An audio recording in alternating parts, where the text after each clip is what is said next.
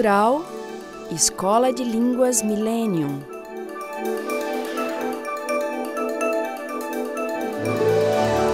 Próton Editora.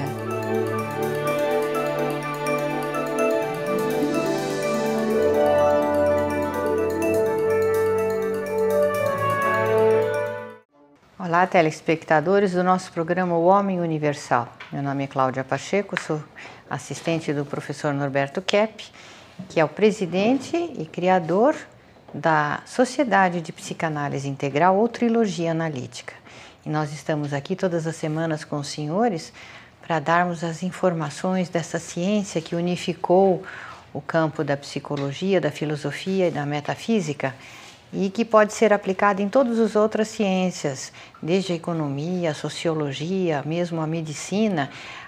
Então, estamos aqui para transmitir essas noções aos senhores, esse movimento de conscientização que nossa sociedade promove, não só no Brasil, mas em cidades do exterior e mesmo da América Latina, da Europa, dos Estados Unidos e em outros países que estão aprendendo muito com essa ciência criada e desenvolvida no Brasil.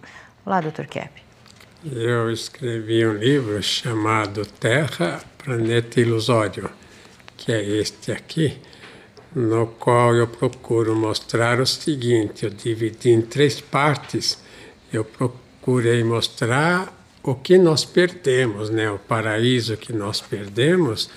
A segunda parte mostra como nós vivemos agora num mundo totalmente fora da realidade, ilusório, que é o mundo dos sentidos, mas que nós poderemos voltar, se nós tivermos consciência de tudo isso, novamente para esse mundo maravilhoso que foi perdido, aquele mundo divino, né, que o ser humano vivia, e ele deixou um dia, por questões que nós chamamos de patológicas, né?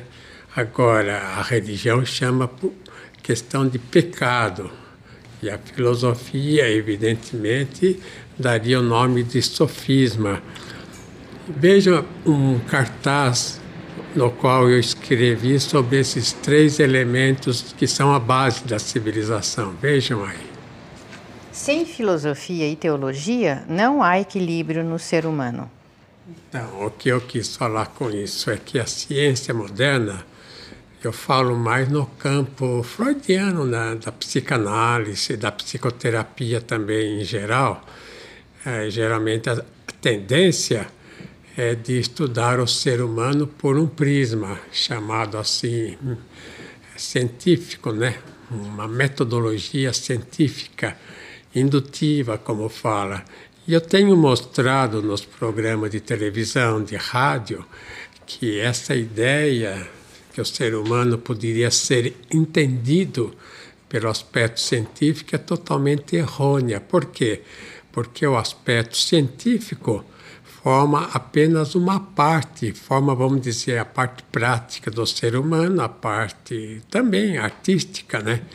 E o ser humano fazendo uma psicoterapia baseada só nesse aspecto, a psicoterapia é incompleta, porque o ser humano, antes de tudo, ele tem aquilo que o alemão chama, né, na língua alemã, Weltanschauung, quer dizer, uma filosofia de vida sobre o mundo em geral, a sua filosofia de vida e principalmente a teologia, quer dizer, a questão da crença no Criador.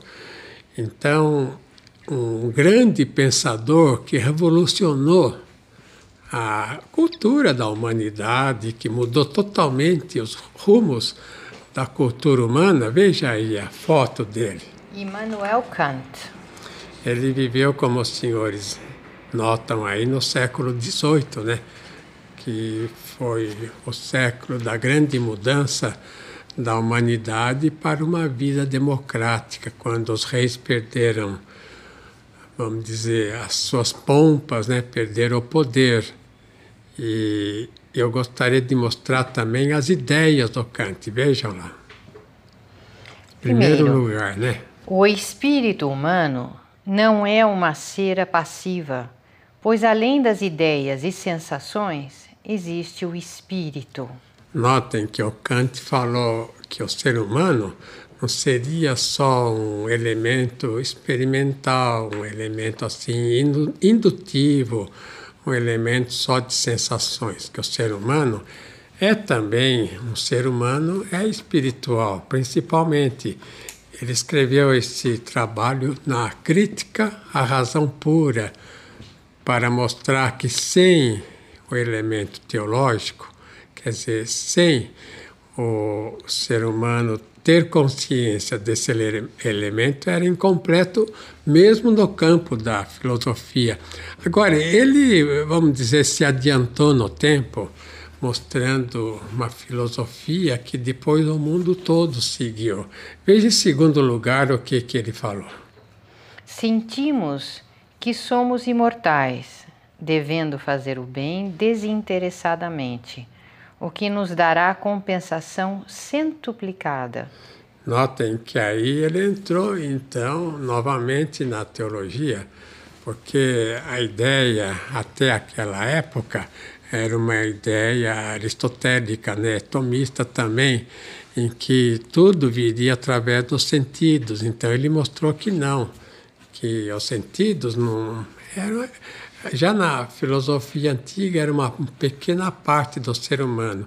Então agora na ciência moderna, na psicanálise freudiana, em geral, né, na ciência atual, seja na psicopatologia, ou na ciência física, na biologia, na botânica, tentam entender tudo através de uma partezinha diminuta, que é a sensorial. Então, por exemplo, esse microfone que está aqui, né? Ele, se eu não sentir pela vista, pelas sensações que ele existe, ele não existiria. Quer dizer, a ciência tem uma ideia seguinte, que somente aquilo que atinge os sentidos é que existe. Agora, os sentidos são diminutos, né, na vida do ser humano. Como é que a gente pode experimentar um pensamento? Como é que pode experimentar uma sensação, uma intenção da pessoa, uma atitude no campo emocional, ou no campo intelectual, ou no campo artístico, se não está, vamos dizer, dentro da sensação? Então a ciência reduziu muito o conhecimento do ser humano, que ele é um ser assim enorme, né? Colossal, no conhecimento, nas emoções e também, né, nas artes. E essa ideia científica reduziu a um conhecimento diminuto. É por isso que a civilização não deslancha, né? Não sai. É uma civilização emperrada que nós estamos. Agora, eu gostaria de ver o quarto elemento aí que o Kant tratou. Quarto lugar, veja lá. O povo... O senhor vai pular não, terceira. Veja o quarto. Okay. O povo não deveria permitir que seus governantes organizassem exércitos, pois eles estimulam as guerras. Kant foi conceitualista, colocando o ser humano como o fator mais agente de todos. Então, nota-se, na filosofia, ele teve essa ideia, né, tão extensa. Na ciência moderna, a ideia foi mais reduzida ainda, e nós estamos tentando colocar uma ideia melhor do ser humano para a sociedade, para a própria ciência deslanchar, se desenvolver, para conseguir um desenvolvimento que precisa ter, e a sociedade crescer vamos dizer, numa dimensão que o ser humano pode alcançar. Agora, um autor que seguiu Kant, que inspirou inclusive a psicopatologia moderna, veja a foto dele. Arthur Schopenhauer. Ele era um judeu alemão, né, que seguiu Freud. Agora, o Schopenhauer, ele então tinha, vamos dizer, uma filosofia germânica como o próprio Freud tinha. E veja o que ele falava. Só é possível conhecer o que nos aparece e não a coisa em si, inspirando-se em Kant. Compreende? O Kant dizia que o elemento essencial era impossível de ser conhecido porque estava fora do campo de observação. Isso levou um Herzer, um alemão, ele, quando leu o trabalho do Kant, falou: se eu ler muito Kant, eu vou ficar doido, porque ele mostrava, veja aí, a patologia do ser humano, né? Então, o Schopenhauer mostrou o seguinte, que a nossa civilização como está atualmente é uma civilização totalmente fora da realidade, motivo pelo qual eu escrevi nesse livro A Terra, o Planeta Ilusório, porque o que eu mostro nesse livro veja, o estupor, né, que tinha lá a figura no livro, que o ser humano está dentro de um mundo totalmente artificial, sem graça, né? Um mundo assim que não deveria existir, um mundo que praticamente foi muito reduzido. E veja, Schopenhauer, o que mais ele escreveu? O real é cego e irracional. E depois? O inconsciente, de Sigmund Freud. A consciência seria a mera superfície da mente, a crosta. Viver é sofrer. O mal é inerente à existência humana, portanto era pessimista. E os momentos felizes se obtêm através das artes e pela conduta ética. Concepção de vida completamente invertida, pois a máscara seria a realidade e o bem impossível de ser usufruído. Então eu gostaria agora de explicar esses elementos agora no segundo segmento. Até já.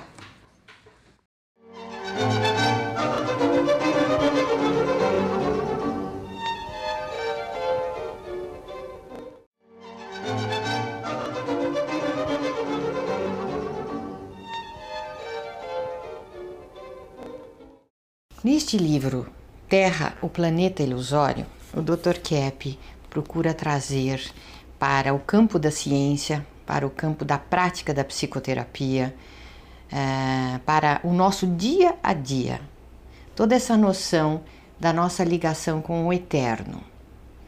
Normalmente nós temos a ideia de que o eterno é algo meio longínquo, para depois desta vida, algo meio até questionável, fantasioso.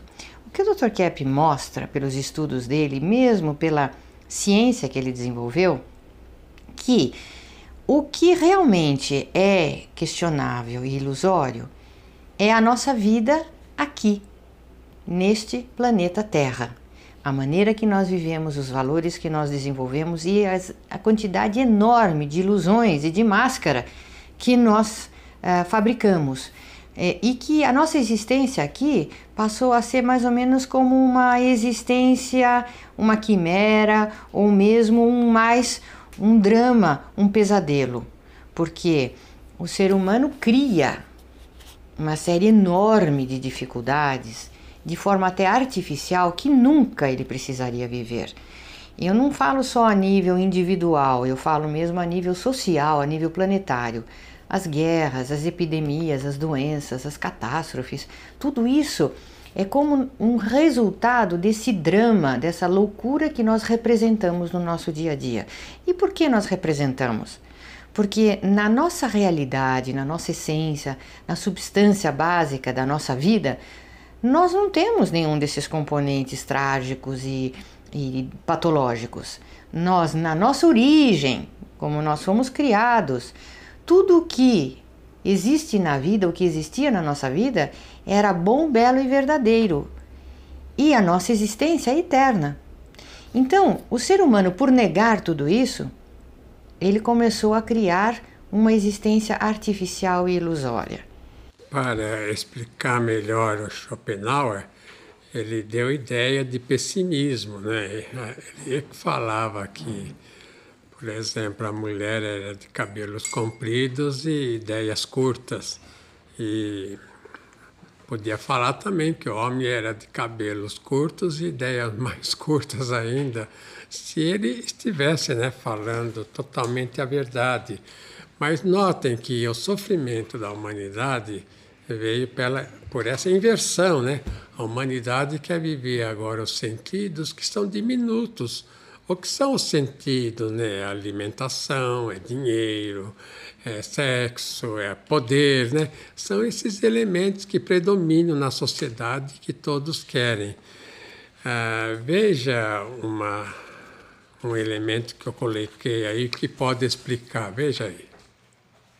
Olha lá, veja no centro tem a essência, né? A essência é a perfeição, vamos dizer, é o aspecto mais divino do ser humano.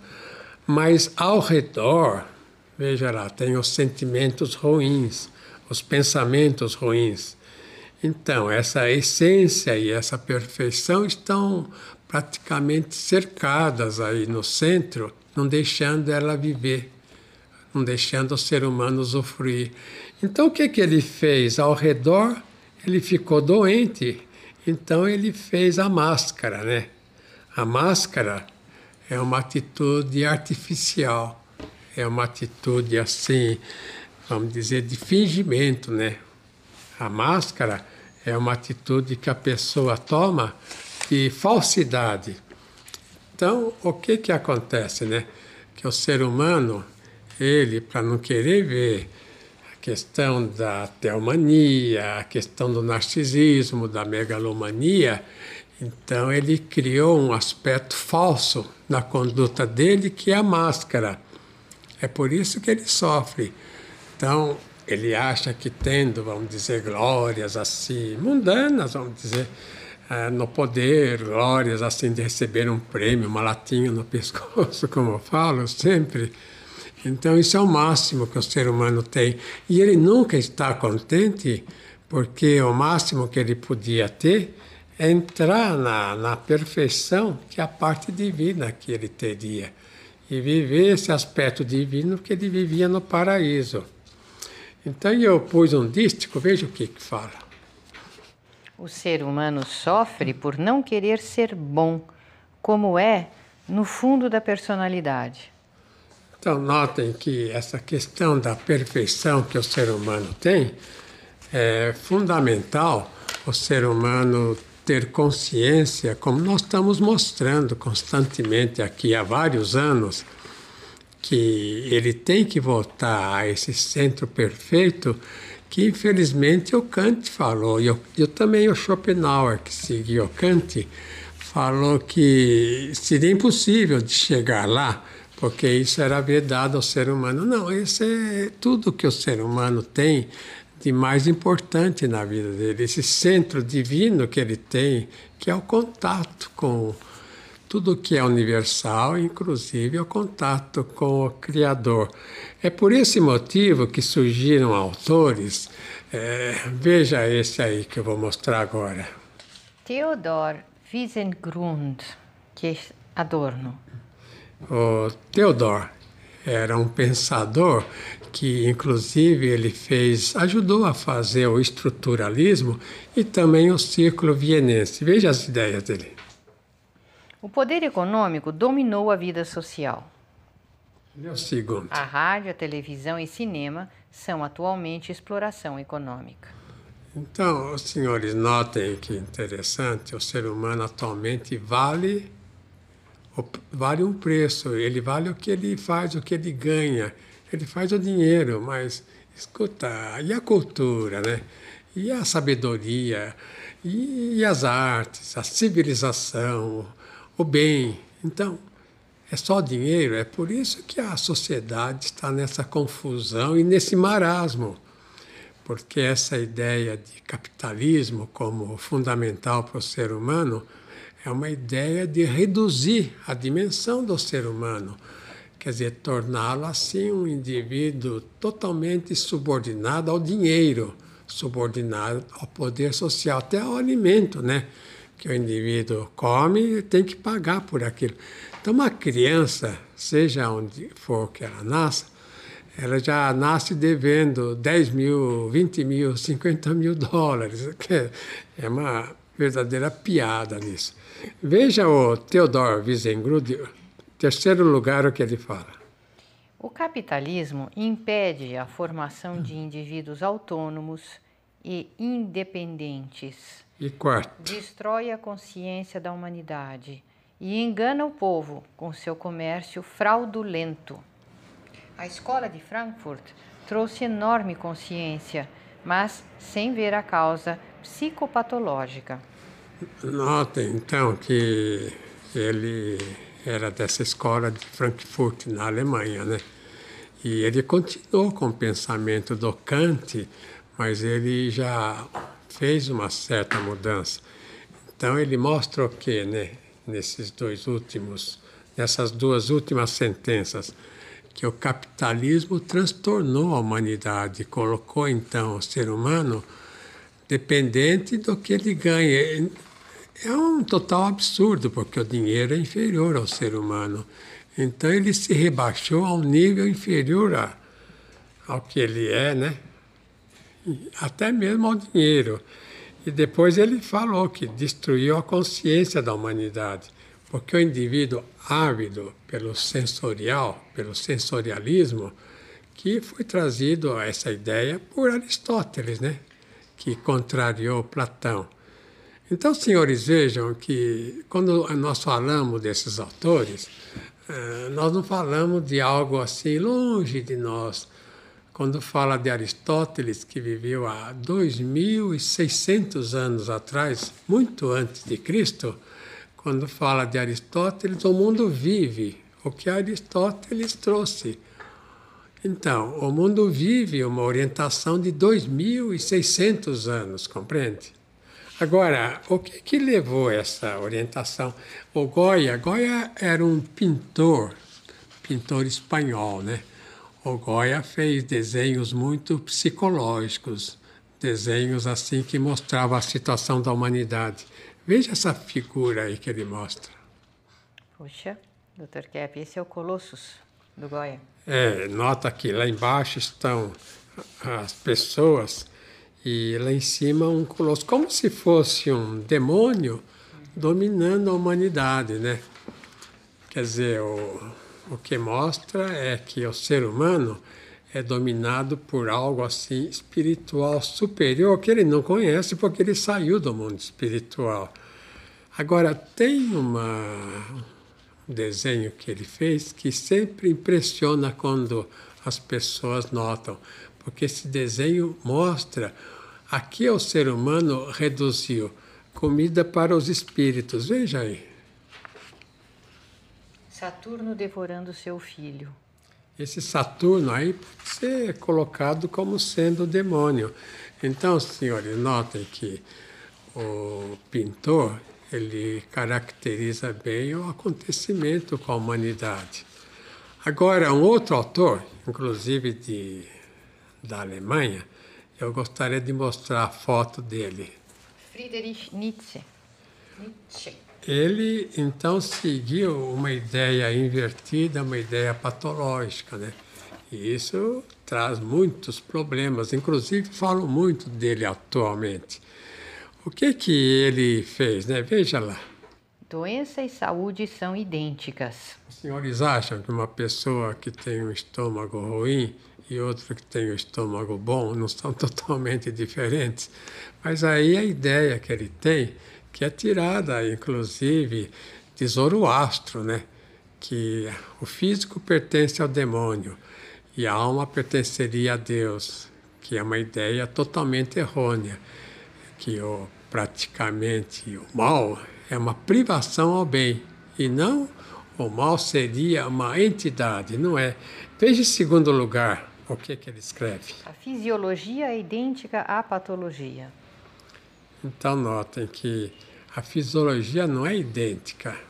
A fisiologia é apenas um subproduto da psicologia, né? Da vida psíquica. E não é contra a vida psíquica. Quem aceita a vida psíquica tem um corpo melhor, tem uma saúde melhor, tem uma estrutura melhor, é mais feliz. Veja em terceiro lugar. A loucura esconde um poder fatal e demasiadamente certo. Certo, a loucura é certa. Por isso que ele faleceu com 46 anos, né? Faleceu doente grave, esquizofrênico mesmo. Veja em quarto lugar. Onde existe a loucura, existe o gênio e a sabedoria. Então, a loucura vindo do mal, né? É uma inversão que ele fez. A loucura é algo divino. Depois. A loucura realizou os grandes feitos na Grécia Antiga. Então, É uma plena dialética platônica hegeliana, causando total confusão mental. vamos ver agora as perguntas. Então, este livro do Dr. Kepp tem o nome de Terra, o planeta ilusório, quer dizer, o planeta irreal. E a capa, né, é uma pintura do Munch, aquele pintor europeu, que se chama O Grito. Então aqui nós vemos uma pessoa desesperada, angustiada, aflita. E esse é o mundo que nós vivemos, né? As pessoas com síndrome de pânico, apavoradas, angustiadas. E esse, então, é um mundo irreal, porque o mundo real seria todos estarem desenvolvidos, com alegria, felicidade, bem-estar. Isso seria a realidade. Então é por isso que o nome do livro é Terra, o planeta ilusório. É o mundo que nós construímos para viver. Então diz aqui: o ser humano prefere viver mais no mal do que no bem, mas não querendo se sentir mal, o que evidentemente é um verdadeiro contrassenso. Então isso é interessante porque ninguém gosta, na verdade, das consequências que esse viver no mal traz.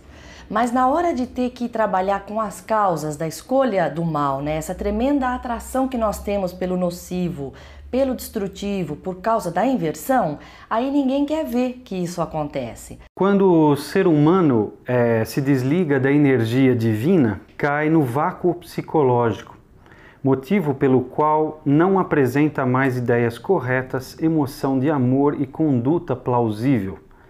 Temos de admitir que passamos da existência real para outra irreal, motivo pelo qual adoecemos, envelhecemos e morremos. Se estamos em algo artificial, é lógico que automaticamente chegaremos a um fim.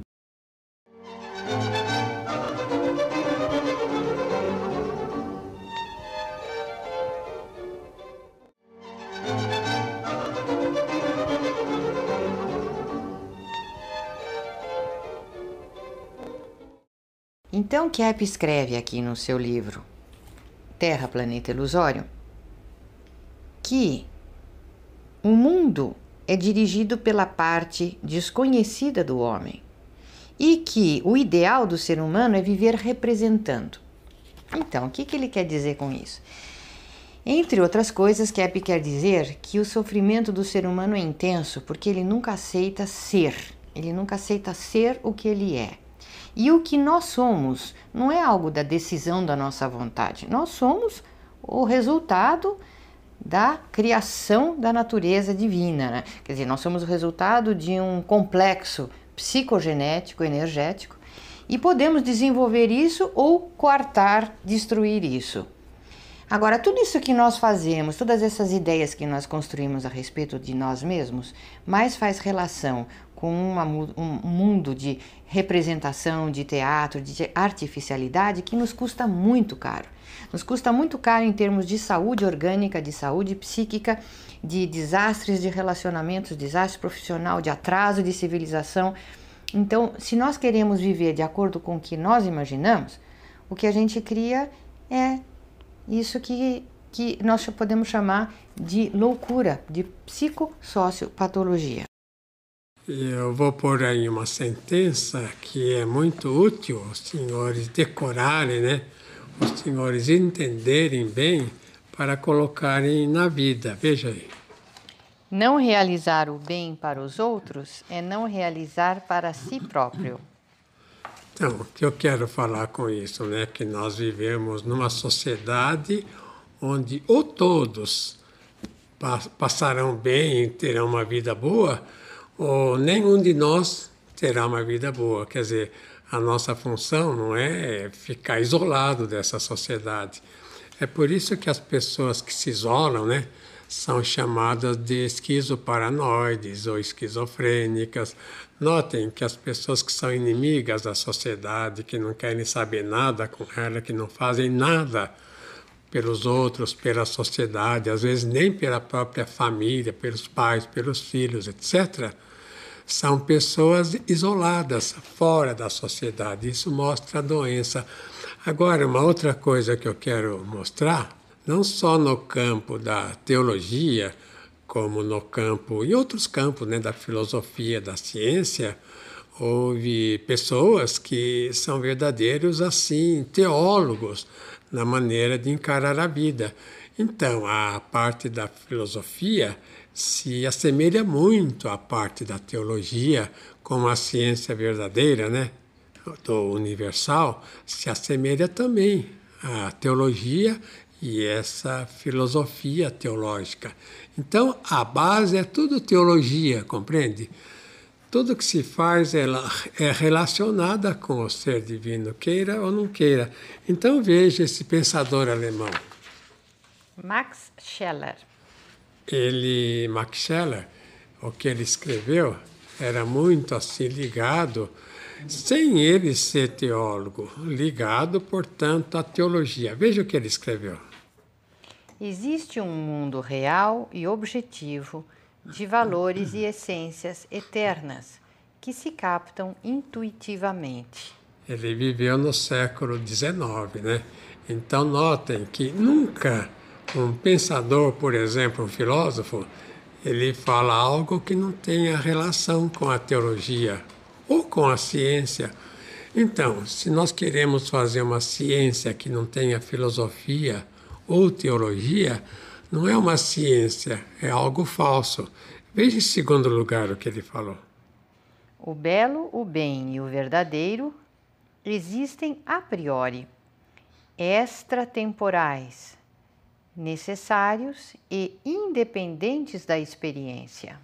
Notem o que o Max Scheler falou aí, que a verdade vem do interior do ser humano. Então, como mostrei naquele esquema, o ser humano tem, na sua essência, guarda ainda uma perfeição incrível, guarda uma natureza ainda perfeita, como a que ele tinha quando foi criado. Agora, isso permanece na pessoa, de maneira que tudo o que existe vem do interior do ser humano. E se ele tem muita ética, se ele é um indivíduo honesto, então tudo que ele manifesta é ético, é perfeito, é de uma alta perfeição, portanto. Veja em terceiro lugar. Metafísica é antropologia e teologia, pois o problema do homem implica o de Deus. Max Scheler uniu o campo racional ao emocional. Então notem que ele fez a mesma coisa que o Hegel fez, né? O Hegel, ele estudou teologia mesmo. Então ele mostra, o Hegel, né, que é necessária essa união do elemento filosófico com o teológico. E o Max Scheler fala a mesma coisa, que metafísica é antropologia e teologia, que não se pode analisar um problema do ser humano que não tenha relação com o problema do ser divino. Eu quero dizer que esse autor alemão, né, Max Scheler, ele é muito semelhante ao nosso trabalho, porque notem que ele fala do bem, do belo e do verdadeiro, né, que existem a priori. Quer dizer, nós não somos criados para fazer isso. Nós somos, na essência, o bem. Nós temos toda a bondade do ser divino, toda a beleza e toda a verdade. Agora, o ser humano, por causa da inveja, né, da teomania. Teomania é querer ser Deus no lugar do verdadeiro de Deus, o que é impossível. E querer ser grande, grande demais, então o ser humano perdeu, né, essas prerrogativas. O grau de doença se mede pelo tamanho da cegueira que o indivíduo tem em ver seus problemas, de maneira que, sem a visão das dificuldades, não haverá uma verdadeira vida. Então, aqui é aquela questão que o único caminho para o equilíbrio, para a sanidade, a saúde, para o bem-estar, é o de aceitar e enxergar os problemas que se tem. Ou seja, quanto mais arrogante uma pessoa, menos ela aceita se ver, mais doente ela é. E do outro lado, o indivíduo mais humilde, que é aquele que mais aceita se ver, consequentemente é o que é mais são e tem mais saúde física também. Então, o Dr. Kepp escreve aqui no livro que toda a humanidade está empenhada em se destruir, no sentido de negar todo o bem e acabar com o trabalho divino no universo, por causa dessa inveja portentosa que a leva para a aniquilação. Então, uma das descobertas do Dr. Kepp é a inveja que nós temos do próprio Criador. Então, o ser humano quer acabar assim com a natureza, os animais, as plantas, os rios, os mares e com ele próprio, por uma inveja que ele tem de todo o bem que existe no universo. Isso é uma atitude inconsciente que precisa ser conscientizada para que possa ser controlada. E temos aqui na página 33, o homem é um ser entrópico que organiza sua própria destruição. Quando se fala que o tempo voa, o correto seria dizer: ele para, imobiliza e impede a verdadeira existência. Praticamente, o tempo elimina tudo. É interessante isso, porque a gente costuma ver o tempo como uma entidade real, mas como em essência somos criados em ato puro, na verdade a gente não deveria sofrer esse efeito do tempo que a gente vê mais como uma deterioração das coisas. Então, se o ser humano, ele pela patologia se inferioriza, ele cai nesse processo de deterioração, doenças, problemas psíquicos, destruição da sociedade, da natureza. Enquanto que se ele se mantém assim na consciência, aí ele na verdade não sofre tantos esses efeitos, né? O ser humano não quer ver seus erros porque deseja se destruir. Então, aqui mostra que o ser humano, na verdade, quando não escuta uma interpretação, quando não quer aceitar um feedback, uma crítica, uma consciência de alguma forma, é porque, na verdade, quer continuar com aquela atitude ruim que ela está tendo, para poder se destruir. Por exemplo, a pessoa corrupta, se não aceita a corrupção, é porque quer continuar. A pessoa que bebe demais e fala que está tudo sob controle, porque quer continuar com a bebida. E na hora que a pessoa aceita uma consciência, é porque ela, na verdade, ela vai ter que tomar uma atitude e melhorar. Por isso que a pessoa fala que a consciência tira o prazer dela, né?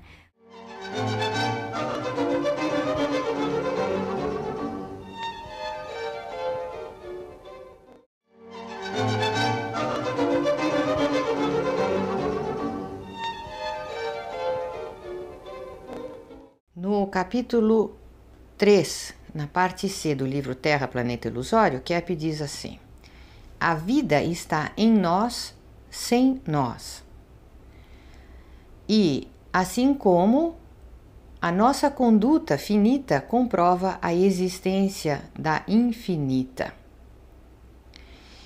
Então, Kepp fala muito aqui que o ser humano, ele faz uma privação, ele fez uma privação do eterno, que o tempo e o espaço são uma privação que o ser humano se colocou em relação ao eterno e ao infinito. Imaginem vocês, nós seres humanos, na nossa criação original, não sofrendo dessas limitações de precisar de tempo para fazer as coisas, ou de existir uma ideia de passado ou de futuro, ou mesmo de não podermos estar em vários lugares ao mesmo tempo, termos que despender uma energia enorme para conseguirmos andar alguns quilômetros, e todas essas dificuldades que o ser humano se colocou.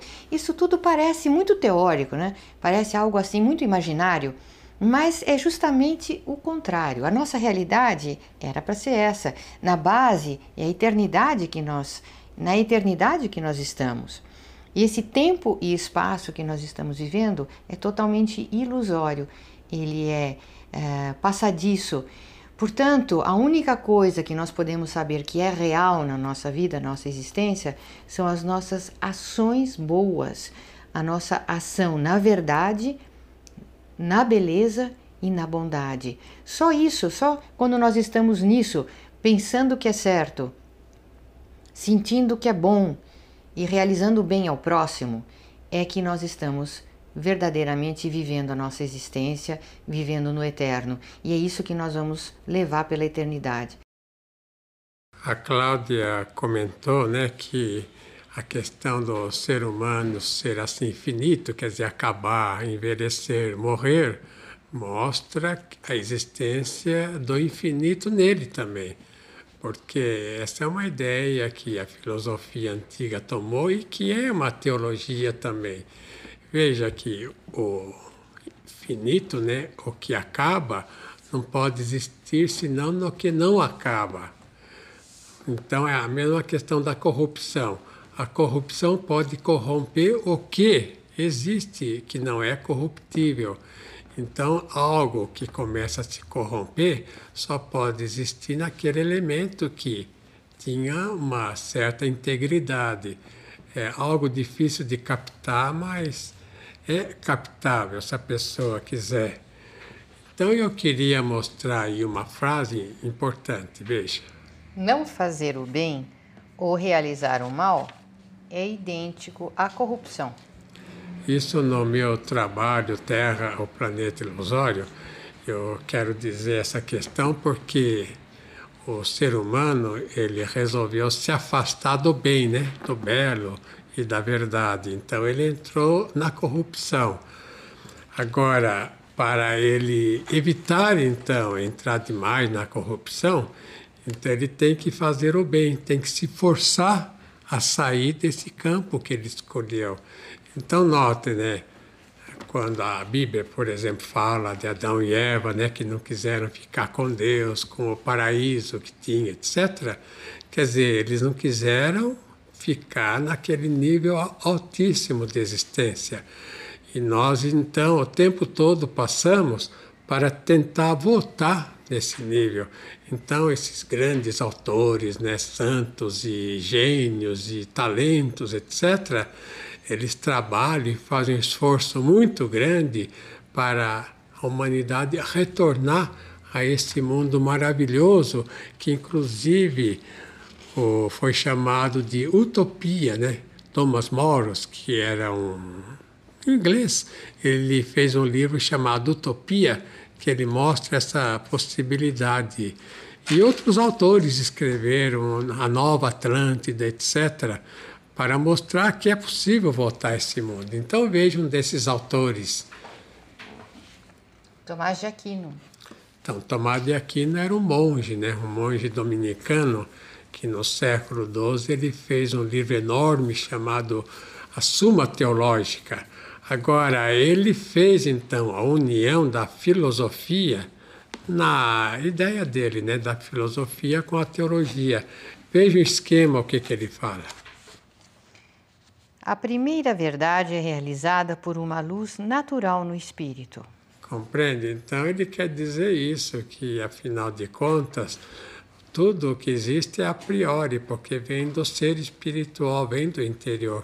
Então a verdade, a verdadeira realidade está dentro do ser humano quando ele não deturpa. Agora, se ele perceber a deturpação que ele faz, e é o trabalho nosso, né, de psicopatologia, de psicanálise integral, é fazer o ser humano tomar consciência da inveja que ele tem, inclusive do ser divino, para ele voltar nesse bem eterno que ele deixou aqui na Terra. Por isso ele é doente, ele é infeliz, por causa disso. E ele pode retornar através, então, dessa ciência integral. Veja, em segundo lugar, o que ele falou. A verdade filosófica não está em contradição com a teológica. Isso eu sempre falo nesse sentido de que Deus, né, são três pessoas, né, Pai, Filho e Espírito.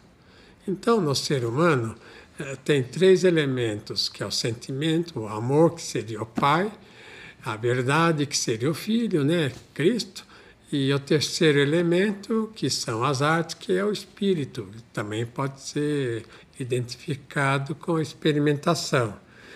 Então, os três elementos têm o mesmo nível. Quer dizer, teologia é também filosofia, teologia é filosofia e ciência. Ciência tem que ser filosofia e teologia, assim como filosofia tem que ser teologia e ciência. De maneira que uma verdade num campo é idêntica de outro campo, os mesmos princípios que tem a biologia, tem a filosofia, tem a antropologia, tem todas as ciências. Veja em terceiro lugar o que Tomás de Aquino escreveu. O ser divino criou tudo do nada. Aquino foi o maior pensador teólogo da humanidade. Agora, na minha opinião, eu acho que não pode criar alguma coisa do nada, mas tudo foi criado do ser divino, compreende?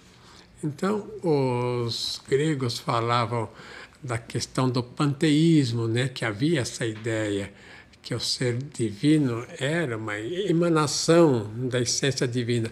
Não é bem uma emanação da essência divina, mas o ser humano é, vamos dizer, entre aspas, né? Ou entre parênteses, ele é uma emanação do ser divino, porque tudo que existe é uma emanação de Deus, porque ele não pode tirar algo do nada, tira dele. Então, tudo que existe é algo do ser divino. Por isso que o ser humano, se não voltar a essa questão divina, ele não será feliz, não será completo. Vamos ver agora, né, os comentários. E na página 85 temos o visível, orgânico, é mais o irreal, e o invisível, psicológico, mais o real. Aqui nós podemos, por exemplo, dar um exemplo. Se a gente trabalha mais para ganhar dinheiro e assim satisfazer todos os nossos prazeres sensoriais, achando que isso é felicidade, na verdade isso é uma inversão. Agora, se nós trabalhamos assim, pensando em desenvolver a sociedade, trazer bem-estar para os outros, ter o conhecimento científico real, ligado aos universais e ao Criador, aí nós estamos mais de acordo com a nossa essência. E é aí que nós vamos encontrar a verdadeira felicidade. O elemento mais próximo da eternidade, sem dúvida alguma, é o amor. O primeiro resultado da ressonância escalar na vida do ser humano. Então, o amor é o elemento mais característico da essência humana e, consequentemente, também das pessoas que existem e já existiram de maior valor na nossa civilização, sejam os santos, os grandes cientistas, artistas, filósofos. Então, vendo essa falta de amor que existe hoje no nosso mundo, nós podemos perceber o quanto nós estamos afastados dessa nossa natureza original. O Dr. Kepp escreve aqui, né? Quando se fala em buscar a felicidade, o ser humano não quer perceber que a deixou para trás. Mas assim como já a usufruiu, um dia poderá voltar a ela. Então essa questão, né, que nós pensamos que a felicidade está em algo que nós ainda vamos fazer, vamos conseguir, e não, que nós rejeitamos a todo momento a felicidade, o sentimento de afeto, a conduta ética, e isso nos causa a infelicidade.